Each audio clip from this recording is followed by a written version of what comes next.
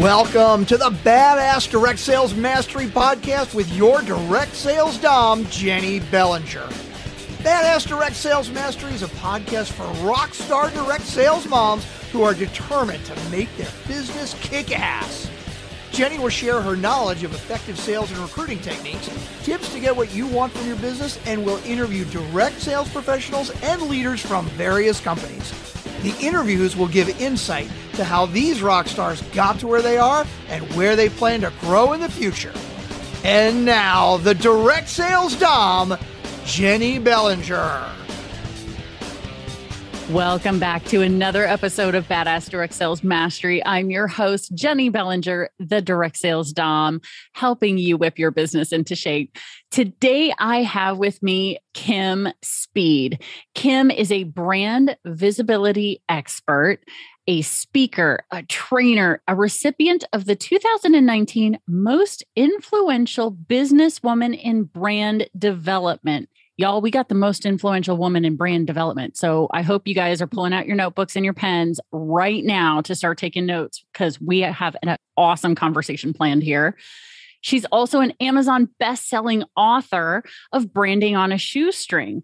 And the tagline on that book is How to Recreate Your Small Business Identity and Increase Sales Results in 83 Days or Less. Nice. Welcome to the show, Kim. Hi, how are you, Jennie? I'm good. Thank you so much for being here. I had no idea I had such a badass who was going to be on the show today. This is awesome.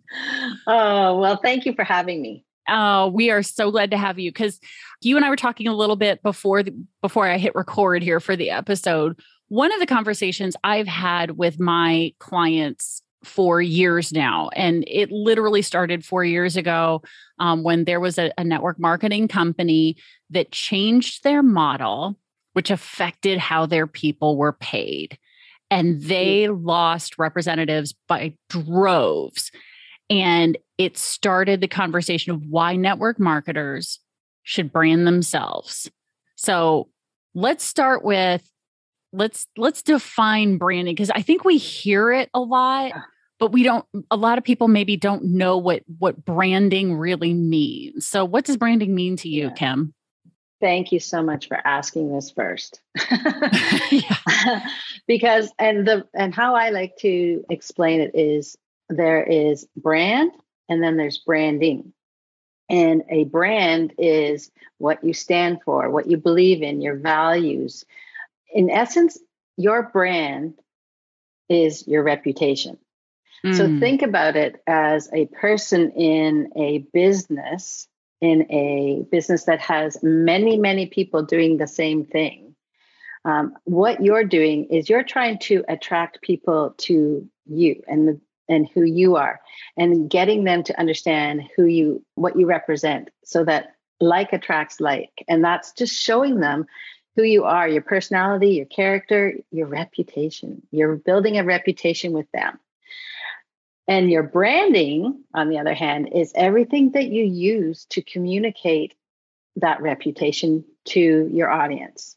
So it could be your logo, it could be your brand photography, it could be your colors, your fonts, it could be a website, it could be your packaging and signage. All of that helps you to communicate the brand, but you have to figure out what the brand is first.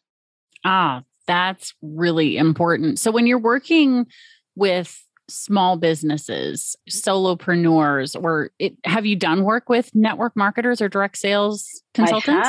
I have, because, and it's so important. Like, a lot of people think, oh, I'm part of a network marketing company and they have all this stuff. I just need to use their stuff. And they do provide great material and they do provide great learning.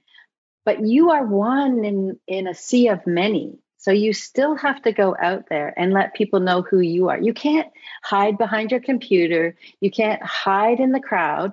If you want to make sales, you got to let people know who you are. And you're not going to sell to everybody. Let me just tell you that. You're not going to. Thank you. Thank you. Thank you. Thank you. Thank you for validating that. I've been saying it for years. Well, and I'm saying that too, because I know you and I have talked, and like you're the queen of that. You know how to help people do that. What I like to do is help people, get to that point and be clear about who they are, and not, courageously step into that spotlight of theirs. There's so many people that are afraid to take that step, and they think, oh, I can just tell people and put a few messages online that I'm selling this product. People aren't going to buy unless they know you. Mm-hmm. Oh, and yeah. that's that's why you need to build that personal brand and get out there and let people know who you are. So let's start with this step by step then. The first step, because you talked about in the definition of a brand, is letting people know who you are. So you've got to know who you are. Do you know who you are? What do you stand for? Is that where you start with your clients? Yeah. So one of the first phases that I help people with is really understanding what it is they do. So yes, you sell products, but what is it that you do and who you are and what you stand for? What are your values? And you really do know what those things are. You just don't always think about them. And it's so easy to just think that your values are the same as the company's. And probably because you do align with them, that's probably why you chose the company that you did. But there's things that are unique and special about you, and things that you might think about that your company doesn't bring to the forefront, that you can use to attract your tribe. Like there's other people like you, and also to detract the people you don't want to work with, because there's tons of those too. There is plenty of people that are going to want to work with you, but there's going to be people that you don't want to work with. Oh, yeah. Oh, I can tell you that. I mean, I think I just did an episode about this. Now, at the time that we recorded this episode came out a couple of weeks ago, but by the time this is going to air, it's been a few weeks back. But I did an episode called "Sales is Not a 4-Letter Word" Part 2. It's a two-part episode. And in that particular episode, I brought up the fact that when I first started coaching, I took anyone who would hire me. And I learned very quickly that was not a great way to go, because not everyone is ready for coaching. They think they are. So I've built it into my process now to help weed out, number one, people who aren't aligned with me. The podcast is part of that, right? But the second piece is there's a question that I ask in that first initial call, because I'm testing out the potential client just as much as they're testing me out to make sure they're ready for me. And I've turned people away because they were not ready for me. Yeah. And you're right. A lot of people won't do that, especially in the beginning. You're all like, oh, I just need to get sales and make this business work. And sometimes that is how you find your ideal clients, is to take a few of the ones that you maybe don't like, but you don't know right away. So yes, in the beginning, we don't always know exactly who that person is, but you quickly find out who they are. And then you have to be, brave enough to say, put up your sign. This is who I serve. And it took me a while, even as a creative person coming out and being a business owner, to say, okay, it's not just small business owners, but it's a particular group of people. Like I want people that have worked in corporate for a long period of time and are making that transition. Like they want something different. They don't want to work in corporate anymore. They want a little more control in life. But they still want to make money. They have skills and talents that they can use to help other people. Exactly. And so that clarity for me, when I had that first aha moment, because I had a client who said, well, I don't know that I can refer you because I'm not getting results. And I was like, you do realize the problem in that sentence is you. I can coach you, but I can't do the work for you. Yeah. Right. Yeah. I can't go do these things for you. You're the one who has to reach out and have conversations and do all this. Until you do that, I can't do it for you. So where really is the problem in this? And it was, helping them to understand that, okay, I don't think we're ready for each other. This is not a good fit for us. So I'm going to release you to go find time to go do what you need to do to get ready if you want to work with me again. But I don't think we're a fit because, coaching is not, I'm done for you. There is no such thing as done for you coaching. No, but I loved what you just said there. They're not ready to go out there and have those conversations. A lot of times that's because they don't know, not feeling comfortable about the clarity in their message of what they do and who they are. And they're, sort of fumbling along, or they feel like it's maybe salesy. Like you know that. Yeah. You and I have chatted about, that salesy, yucky feeling. Instead of feeling like maybe it's somebody that you actually like chatting with and conversing with, and maybe you can see that you can bring value to them or a little bit of joy in their life. Right. And you can do that through a conversation. But you're not going to do that with everybody. Yeah, no, for sure. And I think too, it's the clarity piece helps you begin to understand. The clarity comes from the fact that you're not going to sell to everybody, right? As soon as somebody can let go of the idea that they are trying to sell to everybody, and I'm putting emphasis on every syllable of that word on purpose, because if you are trying to sell to everybody, you're actually selling to no one, because no one raises their hand to, hey, I need everybody's attention. I need everybody's help. How many people stop at that point in time? They don't. Like, it takes a few people stopping and listening, and then more stopping and listening. What really helps is when you can say, hey, everyone in yellow, stop talking. And people, like, everyone in yellow stops looking around, go, oh, I'm in yellow. I'm going to stop talking now. Right. That's, by the way, that's what I used to do as a teacher. It works really well. Right. Well, that's such a great point, because I love to bring up the analogy of, imagine if you were going to attend a huge gala party. Imagine that, especially these days. Right. Imagine a lot of people in a room having fun, music, dancing, food. Oh my gosh. Remember those days, people? Imagine going in there and standing in the middle of the dance or the dance floor and, trying to yell to people, I got this great story for you people. You got to listen. This is so great. It's really important. You're going to want to know this. And nobody's listening. Mm-hmm. Why? Because it's not the right time. It's not the right people. They're not ready for this conversation. But imagine if you sort of scanned the room and you saw maybe somebody standing over by the wall by themselves, and you went over and just started a conversation, a friendly conversation. And it wasn't about, selling things. It's just having a conversation with somebody who's then all of a sudden becoming open to you.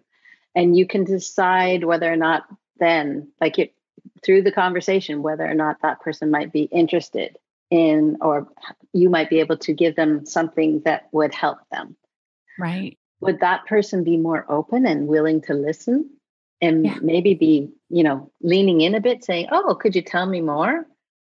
Oh, see, okay. Number one cue for people to know is if that literally that leaning in piece. The body language will tell you everything about whether someone's open, ready, willing. If people are leaning away from you, if they've got arms crossed, if they, that body language tells you a lot about sales. But so you're talking conversation. Let's backpedal just a smidge here. You're building relationship. You're going and talking to the person who's around the edge of the ballroom to go have a conversation with them in a quieter spot. What are you talking about? Well, so many times people will, if you don't know them, they're going to ask you questions, or you're going to ask them questions. And then eventually it comes up to, oh, so what do you do? And that's when you get into that, what I call you're creating your one-liner. So what is it that you can, present to people that doesn't feel icky, but actually makes them lean in? And that one-liner usually starts with something about your ideal client. So, for example, for me, I like to talk when somebody asks me what I do, I like to lean in and tell them, well, you know what? There's so many people these days leaving the corporate world, jumping the corporate ship to start businesses of their own using the skills and talents that they already have. Although they find it really difficult, some more difficult than they thought it was going to be. So I'm a brand visibility expert. And what I do is help those people to actually figure out what their message is, who they're helping, and how to deliver it so that they are attracting people and stepping into their spotlight so that they can be seen, heard, and remembered so that they can become successful. Bravo. Slow clap on that one. That's beautiful, Kim. Exactly. But I just want to, let me break that down for you for a second. So I start off by talking about my ideal client in a way that if that person might be interested or they know somebody that is, all of a sudden they're like going, oh, tell me more. Mm-hmm. And the conversation it brings up is they'll ask questions. And It doesn't just bring the conversation to a dead halt when you say, oh, I'm a brand strategist. That's lovely. Yeah. And isn't the weather nice today? Right. Exactly. Exactly. Well, I do have to say one of the biggest helps for me when I got started in my direct sales business was our CEO did a little training for our group one time. And he said, when somebody asks what you do, I'm going to tell you right now, this next sentence that I'm about to say should not come out of your mouth. Okay? Everybody listening?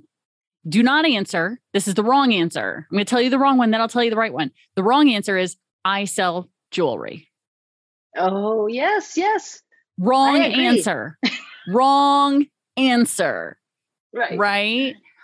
And then he went on to give us like 4 or 5 different things we could pick from. He goes, some of you will feel more comfortable with this one. Some of you will feel more comfortable with this one. Some of you will feel more comfortable with this one. And I want you all to pick the one that feels right for you, because we can't have 30,000 of us who are all going out saying the same thing, because then they know that's what you've been trained to do, right? If we all have something different that fits us, you're going to attract a different person, right? So, I working with my clients on that conversation from the get-go, saying, okay, when somebody asks what you do, what's your response? I'm like, let's role play. We're at a networking event, right? And we go through that process and we build at least at minimum that sentence, because my business changed when I went from saying I sell jewelry, because that used to come out of my mouth the first few months. Yeah. Shocking. Right? but for me, it moved into, I help busy professional women get ready faster in the morning, feel better about how they look so they can go out in the day and kick ass. See, you're talking about them, not yourself. Mm-hmm. Exactly. And that's exactly what you need to do. Because I knew busy professional women did not have time and hated the idea of going through their closet and figuring all that out. And even though I sold accessories, I was helping them create. I didn't just focus on the jewelry piece. I focused on fashion in general. And at the time, like capsule wardrobes were becoming big, right? Yeah. So I didn't just focus on the jewelry. I went, okay, most people get jewelry. Like jewelry is not confusing. Put on the necklace, put on the bracelet, not hard. What people have difficulty with sometimes is the fashion associated with it. So if we can start with a capsule wardrobe of, these basic pieces that can all mix and match, the jewelry is what changes it up. The scarves, the belts, the purses, the jewelry, the how you do your hair, how you do your makeup, all the other things is what change it up. And I did a scientific thing. I was part of a weekly networking meeting, and I still am part of a group called BNI. And for 4 weeks in a row, right? I went for 4 weeks in a row. This is back when we had meetings in person. Yes. And I wore the same outfit 4 weeks in a row. Black pencil skirt, white button up top. But I changed my jewelry every week. Mm-hmm. 4 weeks. On the 4th week, I asked all the ladies, I didn't tell anybody I was doing this, but I asked all the ladies in the room, have you noticed anything about my outfits for the last 4 weeks? Number one, they couldn't remember what I wore. Yeah.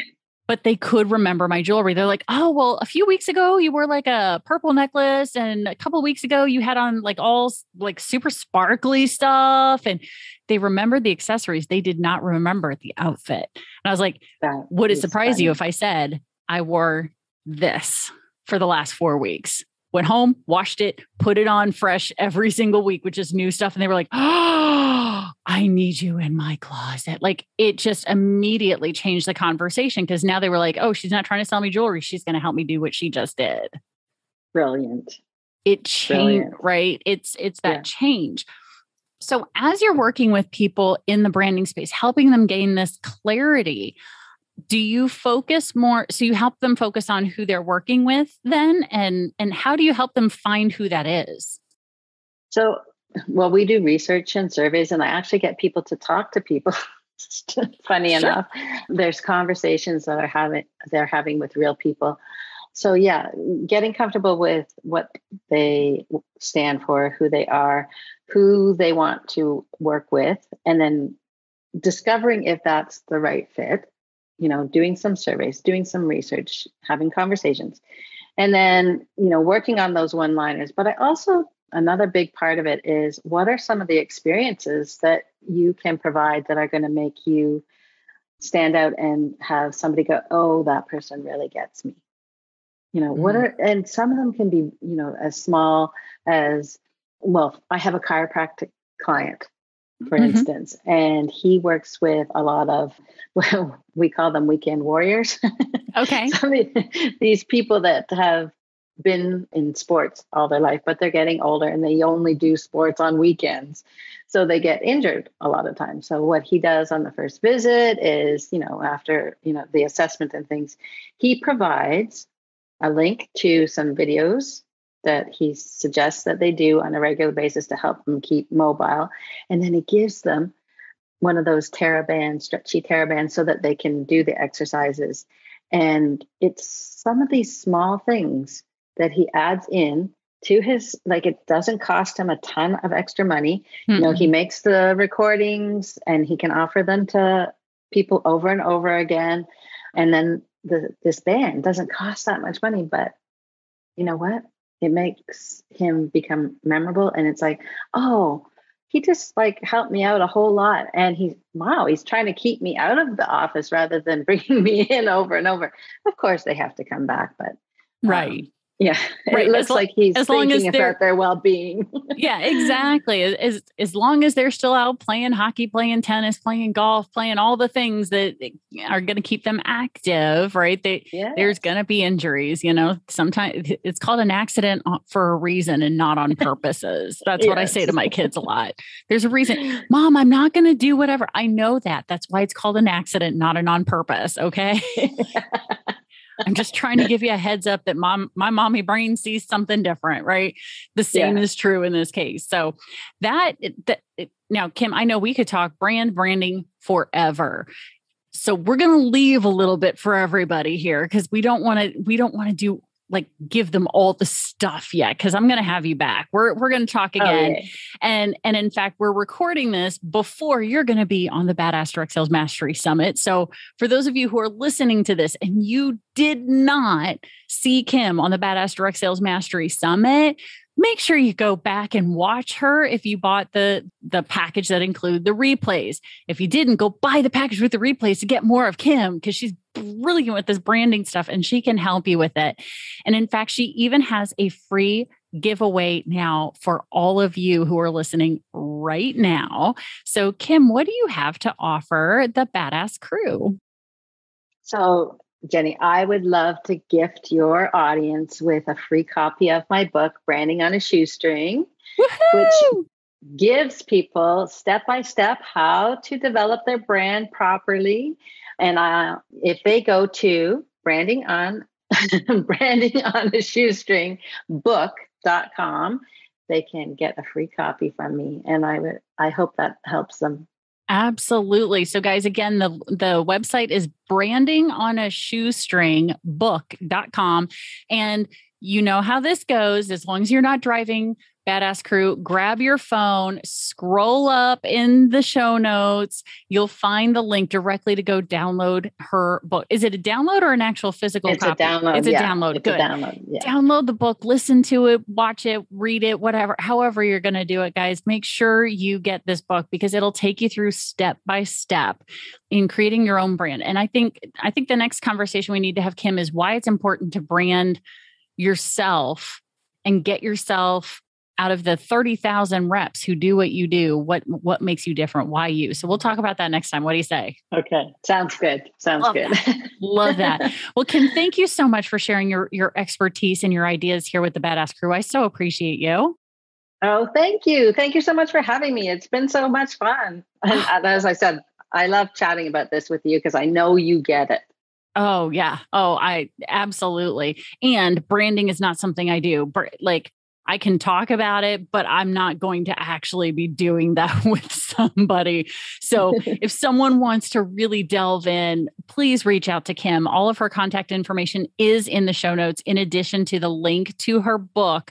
So connect with Kim. She's got a really fun group on Facebook that I'm actually a part of as well. And I've enjoyed participating in her group. So feel free to go check that out too. Right, Kim? Yes, please do. Come on. And we love having new people and we love supporting each other. Wonderful. That sounds great. Well, thank you, Kim. And Badass Crew, you guys know how this goes. Stay tuned because there's another badass episode on its way. Thanks for listening to the Badass Direct Sales Mastery Podcast with your direct sales dom, Jennie Bellinger. Why are you waiting to go to badassdirectsalesmastery.com? Don't make the dom get her whip. If you enjoyed this episode, make sure to share it with another rock star that you know in direct sales after you subscribe to the podcast so you won't miss any future episodes. You can also check out the show notes for links and any contact information mentioned in today's episode. We'll see you next time.